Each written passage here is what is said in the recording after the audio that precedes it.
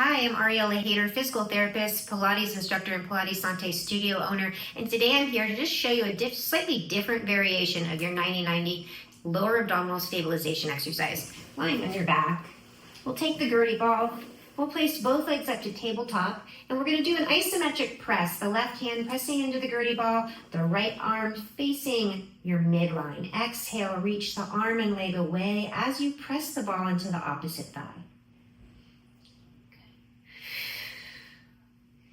And variation number 2 is I'm doing cross-body connection,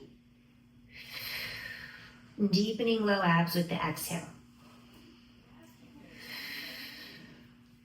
And I would switch to the other side.